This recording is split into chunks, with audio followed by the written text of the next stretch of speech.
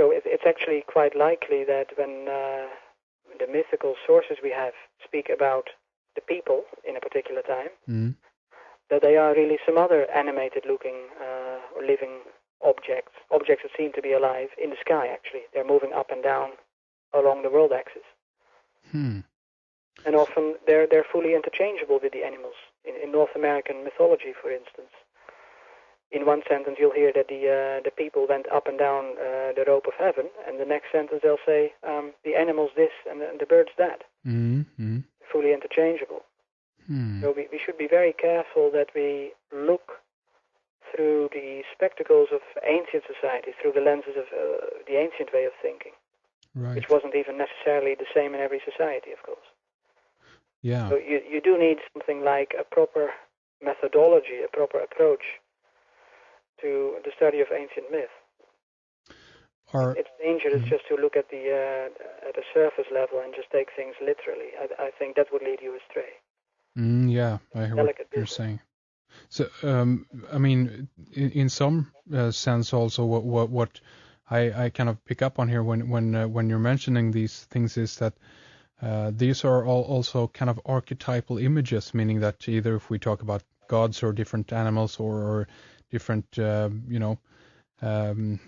properties, so to speak, of something or of human beings or something like that, would you agree that this these kind of archetypal images then might have come from these plasma events that you're talking about? Yeah, it's a great question. If only because the term archetypes usually conjures up a completely different idea of where myths come from. Obviously, archetypes are the basic patterns of myth that Jung believed spring from our collective unconscious. Right. And this theory, I think, has now mostly been abandoned by scholars of myth, but it's still very much alive in popular awareness. So what are archetypes? Do we mean Jungian archetypes, or do we mean archetypes in the sense of recurring basic mythical patterns? Mm-hmm. I would argue with Jung in the sense that I do not believe that these recurrent patterns, the archetypes, originate in the human brain solely. I think that it's just a failure. This is basically a shortcoming in the Jungian theory. The idea that psychological structures originate mythical archetypes, let's say the Ouroboros, the round serpent, right, the serpent of creation, I think makes a mockery of the worldwide belief that creation myths, or that creation really happened. Wherever you would travel as an anthropologist and whichever tribe you would interview, you would always be guaranteed that the things had exactly happened the way they're told. And it's not for nothing that human sacrifices were made in so many societies, and other sacrifices and festivals were held to celebrate creation. Creation is something that was taken incredibly seriously worldwide, wherever you look, all ancient societies. And it's serious business. It's a business that costs lives, and it's definitely something that really, really transpired a long time ago. So if you look at these armchair theories, basically, of people like Sigmund Freud and Carl Jung, they aren't taking this aspect of the myths seriously. Although, of course, I haste to add that Jung has been an incredibly erudite scholar, and I much admire his work. It's an absolute goldmine. Right. But I do believe he has missed some of the two fundamentals of myth I just mentioned. Creation happens in the sky for one thing, and it's about unusual events for a second. Those two key factors were overlooked in the original theory of Jung's archetypes. I would basically contend that the origin of the mythical archetypes is external to the human mind, not internal.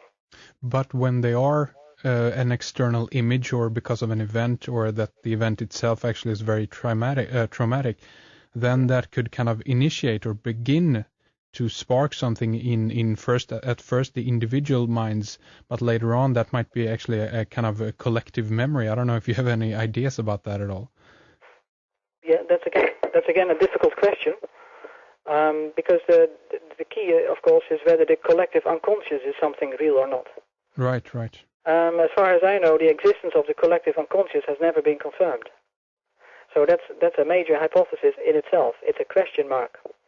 So perhaps there is some sort of elusive mechanism by which such traumatic impressions can be stored, as it were, in a collective human awareness. Mm-hmm. Maybe it's all just much simpler, and perhaps it's just culture itself that suffices to convey the images from generation to generation. Right. My personal impression is I like Occam's razor. We need to work with minimal sets of explanations.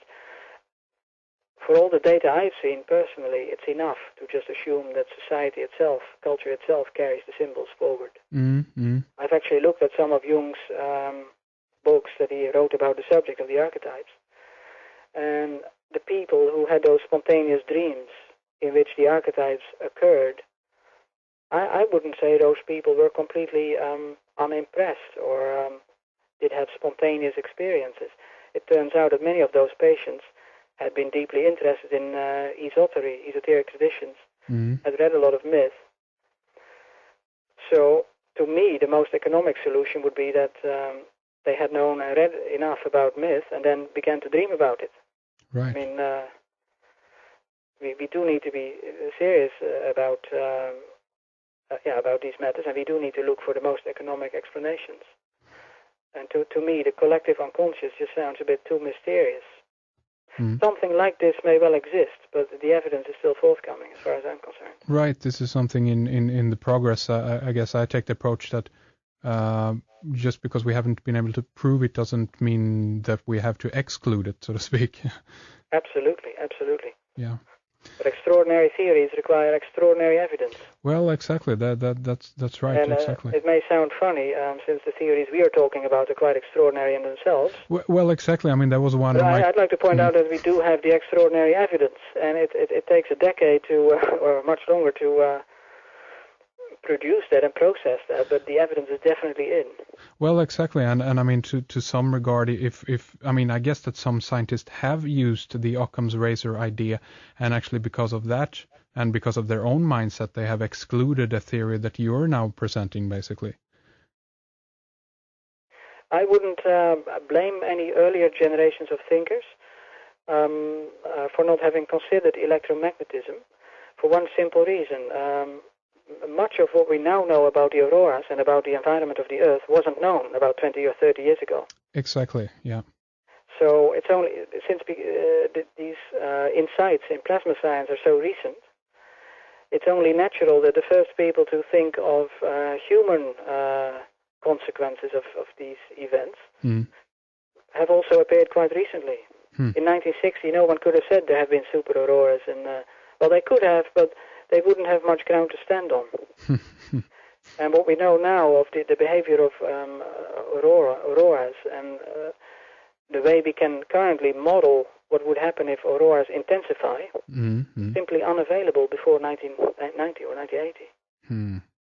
So everything has its own time, and I think the time is now ripe for plasma mythology, or perhaps a better term. Absolutely, and that's why we're so so interesting to have you on the program and to talk about this, because I think it's a fascinating idea.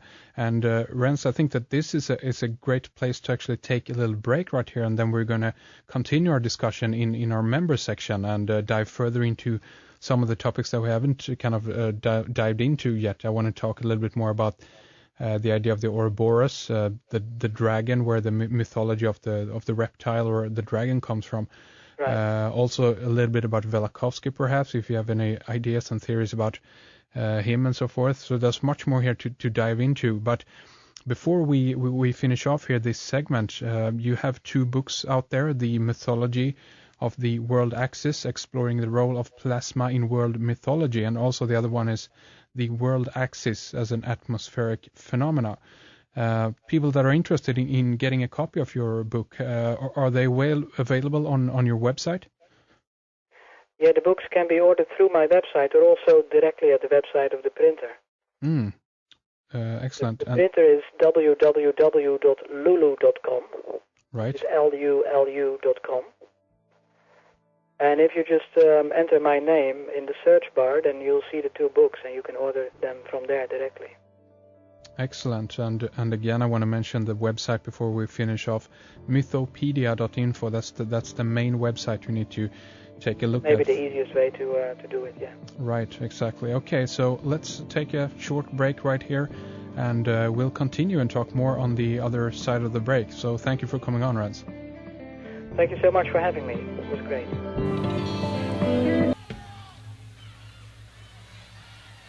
I was doing time in the universal mind. I was feeling fine. I was turning keys. I was setting people free. I was doing all right. Then you came along with a suitcase and a song. Turned my head around. Now I'm so alone, just looking for a home in every place I see. I'm the